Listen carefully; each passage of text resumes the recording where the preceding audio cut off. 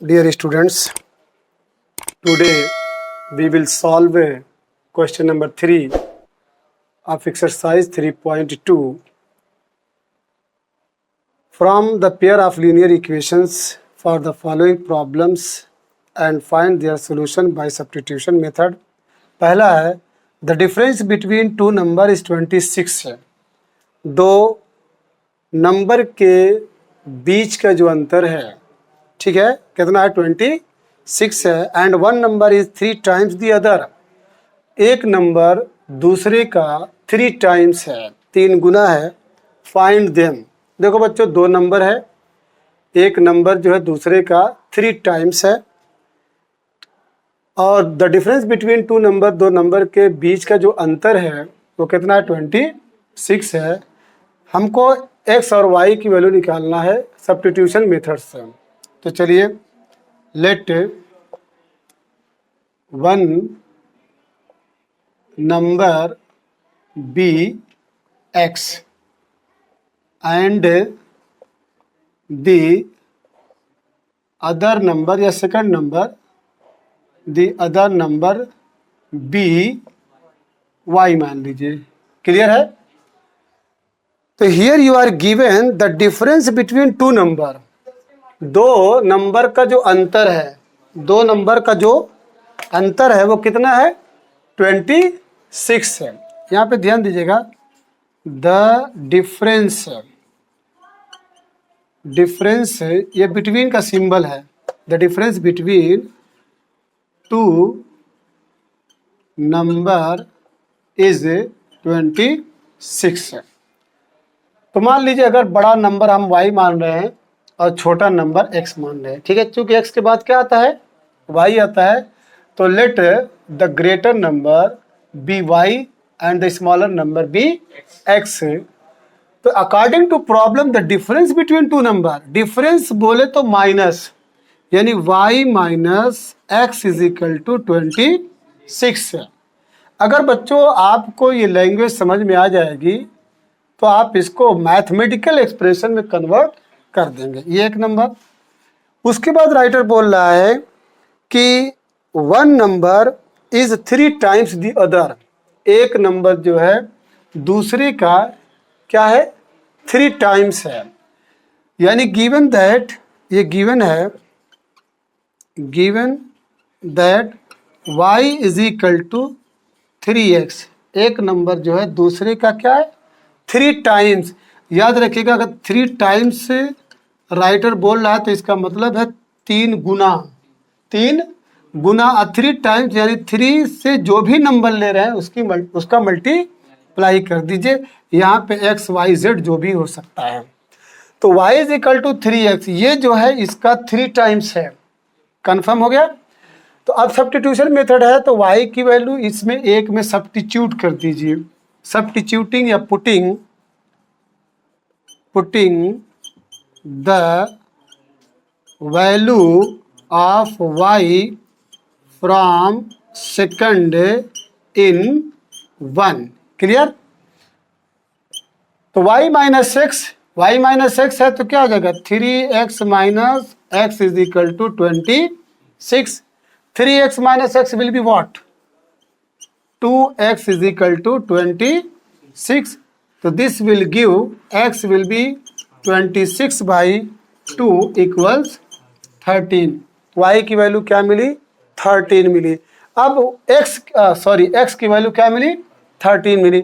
अब x की value आप सेकंड में रख दीजिए या फर्स्ट में रख दीजिए. ठीक है, तो चलिए हम x की वैल्यू सेकंड में रख रहे हैं. तो y इक्वल्स क्या है 3x. तो y equal 3 into 13, this will give 39. तो x की वैल्यू 13 मिली और y की वैल्यू 13 मिली. आइए चेक कर लीजिए, the difference between two number should be या मस्ट बी 26. तो यहाँ पे y माइनस एक्स लिखिए. y की वैल्यू 13 है और x की वैल्यू 13 है. देखिए 9 में से 3 गए 6 और ये 2 मिला. क्लियर? सेकंड पार्ट है बच्चों, the larger of two supplementary angles exceeds the smaller by 18 degree, find them. Supplementary angle बोलो बच्चों, बोलो सप्लीमेंट्री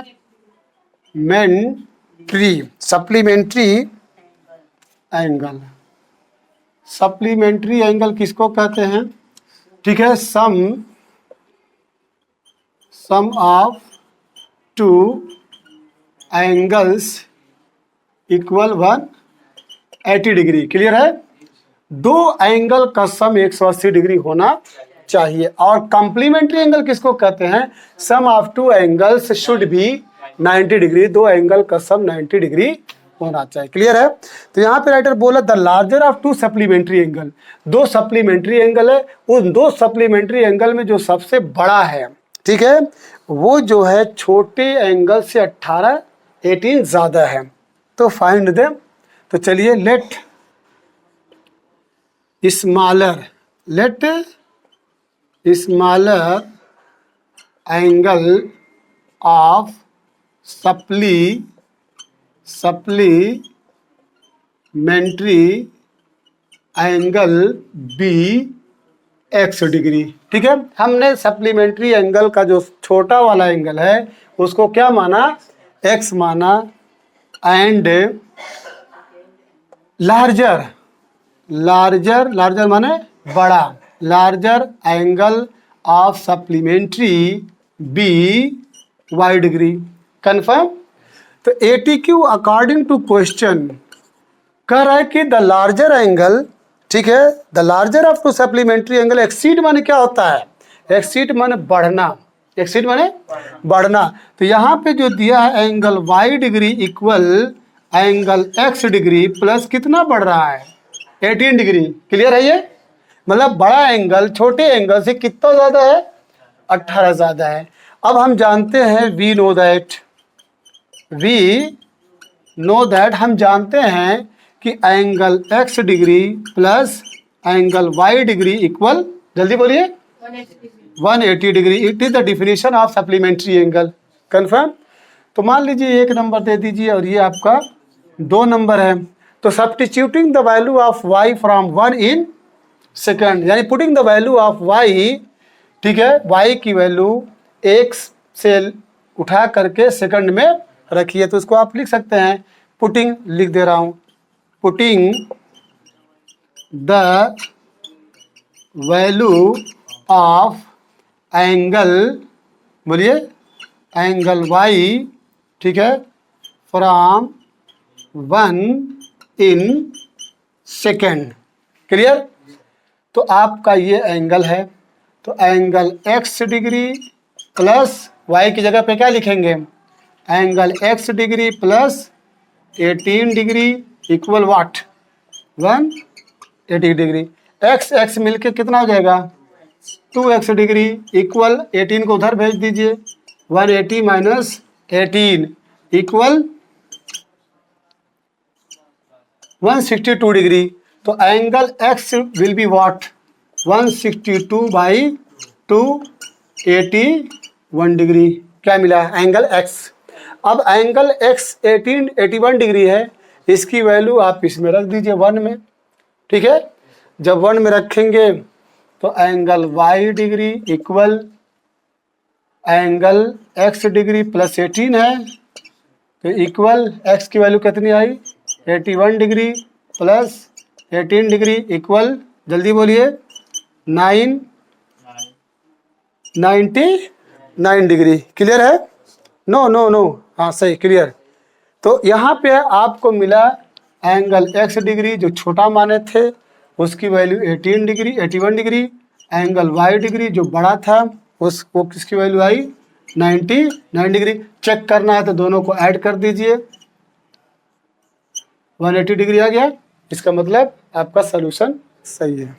देखो बच्चों, थर्ड पार्ट है, the coach of a cricket team buys 7 bats and 6 balls for 3800। Let us she buys 3 bats and 5 balls for 1750। Find the cost of each ball and each bat. Cricket team की एक coach है, cricket team की एक coach है, वो लड़की है, ठीक है। वो बाई 7 बैट्स, 7 बैट और 6 बॉल, 7 बैट और 6 बॉल कितने का? 3800 यानी 3800 में ख़रीदती है। बाद में 3 बैट 5 बॉल, 3 बैट और 5 बॉल कितने में? 1750 रुपीज़ में ख़रीदती है। तो find the cost of each bat and each ball. तो चलिए यहाँ से शुरू कर दीजिए कि एक ईच बैट यानी एक बल्ले और एक बॉल की कीमत क्या है। तो लेट कॉस्ट ऑफ वन, पहले बैट है कि बॉल है? पहले बैट है। Let cost of one bat be x rupees, बोलिए, and cost of one ball be y rupees. Clear? तो 7 बैट है, कितना है? तो ATQ अकॉर्डिंग टू क्वेश्चन। जब एक बैट की कीमत, एक बैट की कॉस्ट x रुपीज़ है तो 7 बैट की 7x, तो 7x प्लस कितना बॉल?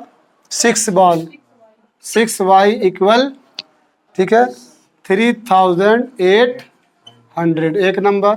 बाद में, ठीक है, नेक्स्ट टाइम, ठीक है, वो कोच ख़रीदती है 3 बैट्स, तो 3x प्लस 5 बॉल इक्वल कितने में? 1750 यानी 1750 रुपीज़। मिला लीजिएगा। क्लियर? अब इसको सब्स्टिट्यूशन मेथड से हल करना है। किससे करना है? सब्स्टिट्यूशन मेथड से। चले? तो मान लीजिए इसको लगा दे रहे हैं 3x equals 1750 minus 5y। Clear? तो implies that x will be 1750 minus 5y by 3. अब putting the value of x इन 1, इस x की वैल्यू यहाँ पे रख दीजिए। तो 7x की वैल्यू क्या है? 1750 minus 5y upon, pay attention, ठीक है, कैलकुलेशन में भी रॉन्ग, ठीक है। उसके बाद प्लस ये आपका 6y इक्वल 3800। अब क्या करना है?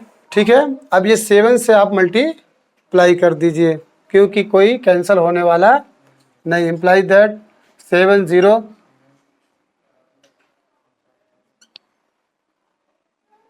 क्लियर है? उसके बाद माइनस 35y बाई 3, ये मल्टीप्लाई कर लीजिएगा। अब प्लस 6y इक्वल 3800, ये सही है ना? 7 से 7 5 35, 7 7 49, 50 52, 7 1 में 7 5 12। क्लियर? अब इसका मल्टीप्लाई इसमें भी होगा और इसमें भी होगा, ये रूल जान लीजिएगा, ठीक है। तो चलिए implies that 12 250 minus 30 5y plus 3 6 18y equal 3030। Clear? अब इसके बाद इम्प्लाइज दैट, इसको सब्ट्रैक्ट कर दीजिए। 7 minus 17y equal to, clear है? अब माइनस 17y को इधर लेके जाइए और इसको इधर लेके आइए। क्लियर है? तो आगे लगा जाए यहीं पे, इक्वल है 17y इक्वल्स टू 0 माइनस 11 400। कितना रिमाइंडर आएगा? चेक कर लीजिए। 12 250 11 400 0 5, ठीक है, 850। तो this will give the result y is equal to 850 by what? 17। When you will divide by 17 in 850 it will give 50। तो y is equal to 50 rupees. Clear? तो ये y क्या निकला? ठीक है, एक बॉल, एक बॉल की जो कॉस्ट है वो 50 रुपीज़ है। अब y की वैल्यू आप किस में रखेंगे, किसी में रख दीजिए, ठीक है। मान लीजिए 1 में रख रहे हैं, किस में रखेंगे, सेकंड में रख दीजिए। तो ये सेकंड है 3x plus 5 into 50 equals, clear, implies that 3x plus 250 equal 1750, implies that 3x is equal to 1750 minus 250, reminder बोलिए 0550, सही है। तो x will be what, x is equal to 1500 by 3, 500, clear. तो cost of 1 bat is 500 and cost of 1 ball is 50 rupees. Question number 3 का जो fourth part है बच्चों, ये इम्पोर्टेंट है और इसके सेंटेंस पे थोड़ा ध्यान दीजिएगा। अगर सेंटेंस आपको समझ में आ जाएगा तो आप इसका इक्वेशन बना लेंगे। राइटर बोल रहा है the taxi charges in A city consist of a fixed charge together with the charge for the distance covered. एक शहर में टैक्सी का किराया इस तरह से है कि भाई एक फिक्स्ड चार्ज है और एक चार्ज है जितना दूरी आप, ठीक है, टैक्सी लेके जाएंगे। एक तो फिक्स्ड चार्ज है और जितना दूरी आप कवर करेंगे उसका चार्ज अलग है। Confirm. For a distance of 10 kilometre, 10 kilometre की दूरी आप तय कर रहे हैं तो टैक्सी वाला 105 रुपीज़ चार्ज करता है, भाड़ा लेता है, ठीक है। And for a journey of 15 kilometre, और अगर 15 किलोमीटर आप की दूरी तय करते हैं तो टैक्सी वाला 150 रुपीज़ यानी 155 रुपया चार्ज करता है। तो क्वेश्चन ये है कि what are the fixed charges, fixed charges क्या हैं and the charge per kilometre, और जो पर किलोमीटर दूरी आप तय कर रहे हैं उसका चार्ज क्या है। और फिर लास्ट में है कि how much does a person have to pay for travelling a distance of 25 kilometre, और अगर 25 किलोमीटर की डिस्टेंस किसी ने कवर किया है तो उस शख्स को कितना किराया देना पड़ेगा। तो समझ गए। तो लेट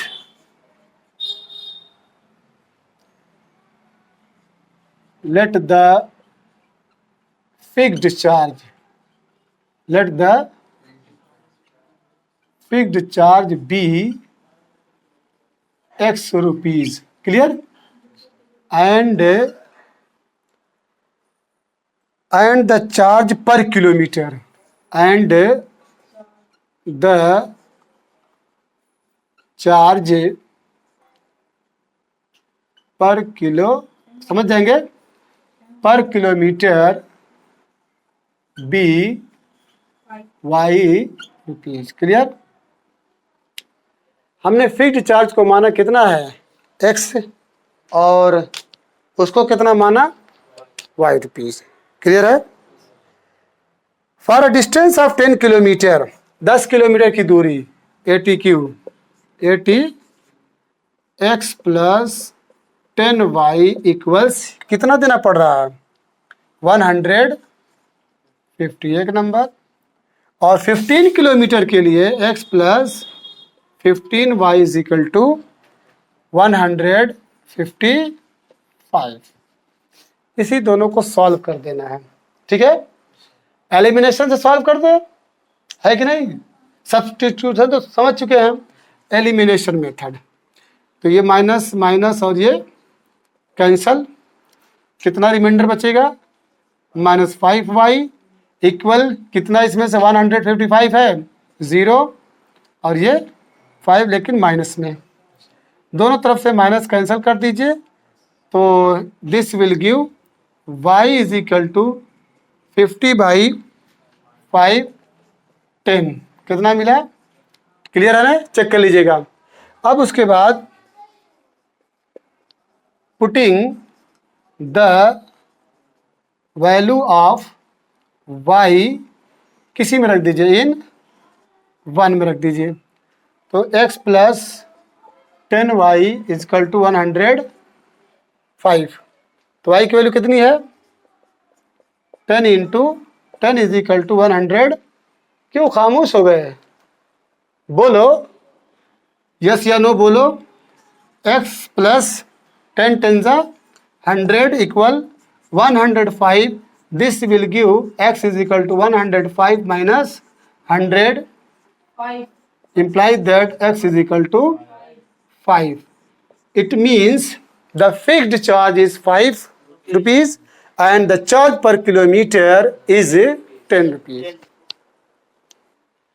अब इसके बाद इसमें एक और पोर्शन है, how much does a person have to pay for travelling a distance of 25 kilometre.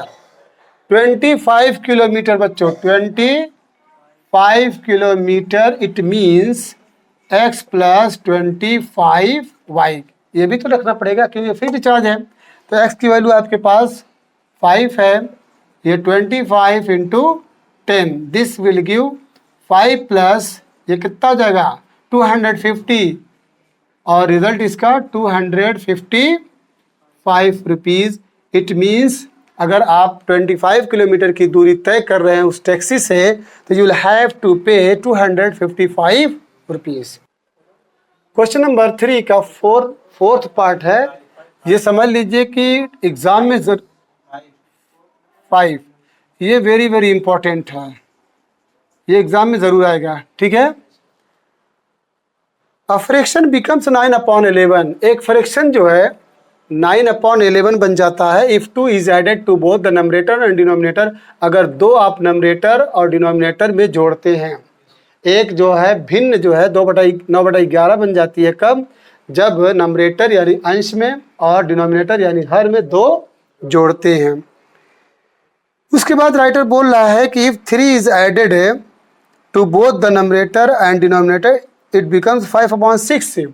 और अगर 3 जोड़ते हैं नंबरेटर और डिनोमिनेटर में तो वो भिन्न या फ्रैक्शन कितना बन जाता है 5/6. चलें, let the fraction be, let the fraction be x/y. x/, भाई जब फ्रैक्शन है तो नंबरेटर और डिनोमिनेटर के साथ लिखना पड़ेगा. अब यहाँ पे राइटर करा फ्रैक्शन बिकम्स 9/11. देखिए फ्रैक्शन क्या बना 9/11. ये आपका फ्रैक्शन 9/11 कब बनता है? जब आप इसमें 2 ऐड करते हैं नंबरेटर में भी और डिनोमिनेटर में भी. क्लियर? तो पहले इसको कंट्रोल कर लीजिए.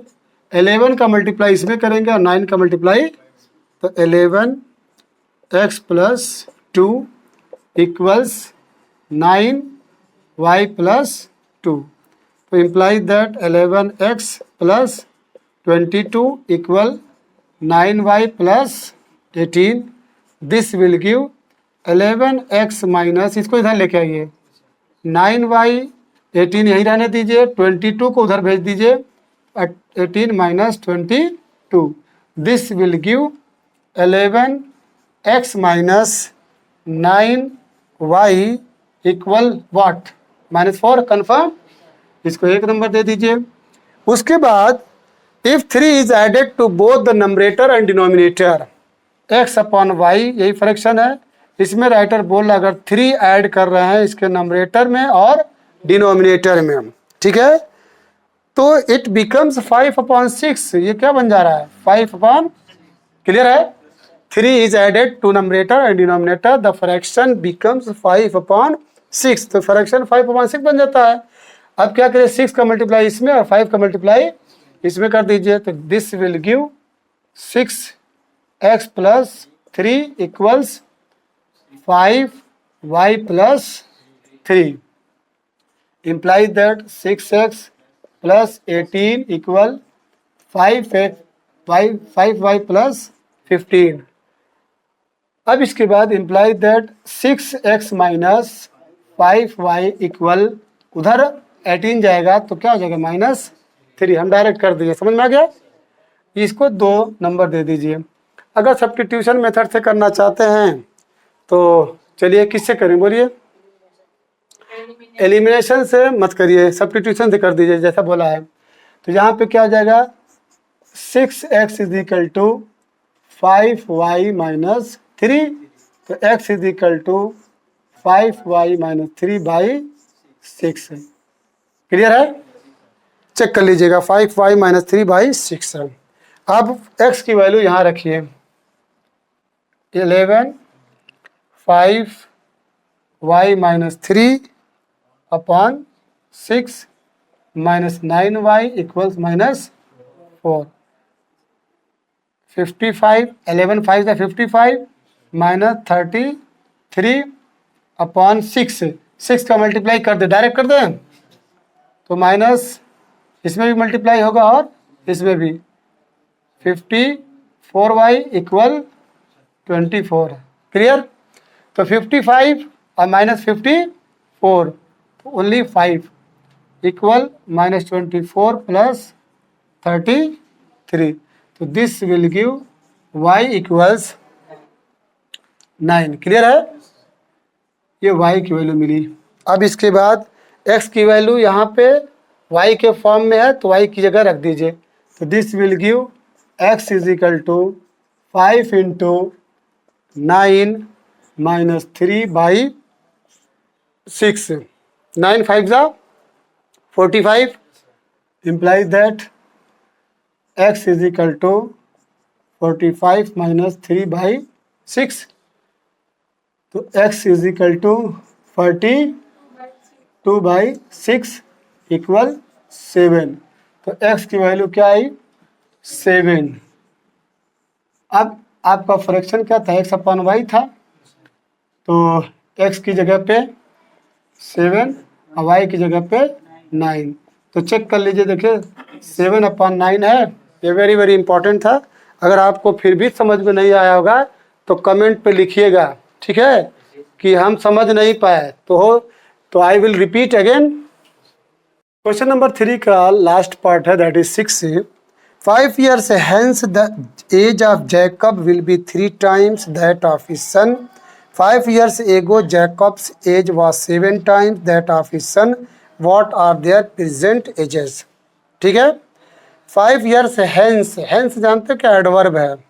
फ्रॉम हियर, यहाँ से आगे। इट मीन्स क्या होता है? अब से, बाद। ठीक है, तो ये फ्यूचर की तरफ इशारा करता है। 5 years hence यानी 5 साल बाद। हेंस की जगह पे आप आफ्टर लिख सकते हैं। 5 साल बाद जैकब की उम्र, जैकब की आयु अपने बेटे की आयु की 3 गुनी हो जाएगी। ठीक है, अब से 5 साल बाद जैकब की उम्र अपने बेटे से कितनी गुनी हो जाएगी? 3 गुनी। 5 years एगो, 5 साल पहले जैकब जो है अपने बेटे की उम्र का क्या गुना था? 7 गुना था, यानी 7 टाइम था। What are their present ages? इनकी जो वर्तमान आयु, ठीक है, क्या है? चलिए, let the present age of Jacob's son be x year. Clear? माना जैकब के बेटे की जो वर्तमान आयु है x साल है। Clear? And Jacob's age be y year. Clear? देखिए ये y है, ये जैकब का बेटा है भाई। ठीक है, दोनों जैकब लिखा रहा है तो ये मत समझिएगा कि दोनों जैकब है। ये जैकब का बेटा है और ये बेटा का बाप है जैकब। ठीक है, ये बाप और ये बेटा। तो हमने इनकी जो वर्तमान आयु है, प्रेजेंट एज, उसको मान लिया। 5 years hence, hence mean after, hence mean क्या है? बाद। तो चलिए, तो अब कौन क्या कह रहा है ये ध्यान देना है। कौन क्या कह रहा है, किसके बारे में इंफॉर्मेशन दी जा रही है? 5 साल बाद जैकब, 5 साल बाद जैकब जो अपने बेटे की उम्र का 3 गुना हो जाएगा। तो इधर बाप है, इधर बेटा है। तो जैकब कौन है? ये है। तो after 5 years, after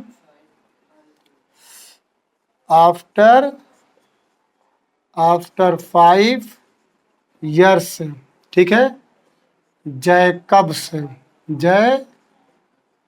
as, will भी लगा रहे हैं भाई क्योंकि फ्यूचर है। ठीक है, तो y प्लस 5 years, सही है।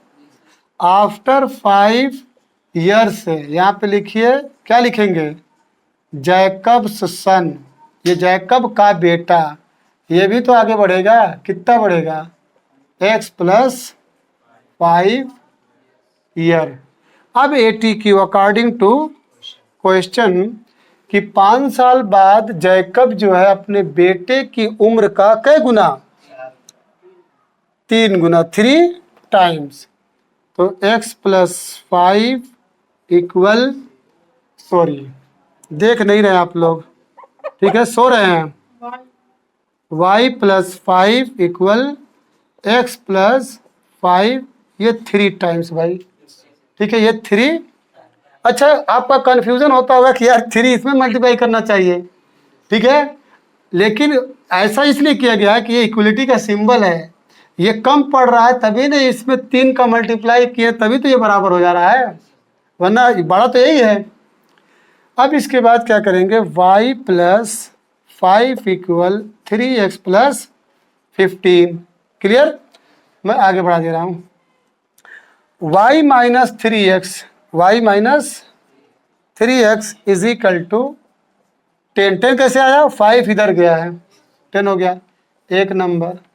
अब इसके बाद 5 ईयर्स एगो, ठीक है, 5 ईयर्स एगो या बिफोर 5 ईयर्स लिख लीजिए, before 5 years Jacob's age was, ठीक है, तो क्या करेंगे, y माइनस 5 बिफोर 5 ईयर्स, यहाँ क्या लिखेंगे, जैकब्स सन्स एज है वाज x माइनस 5, ईयर लिख दीजिए ताकि।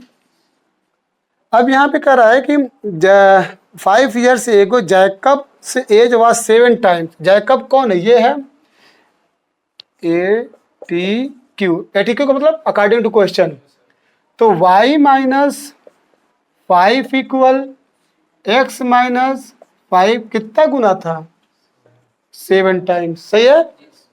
तो imply that y minus 5 equal 7x minus 35 या y माइनस 7x इक्वल, ये माइनस 5 उधर जाएगा तो ये माइनस 30 माइनस 30, 2 नंबर, क्लियर।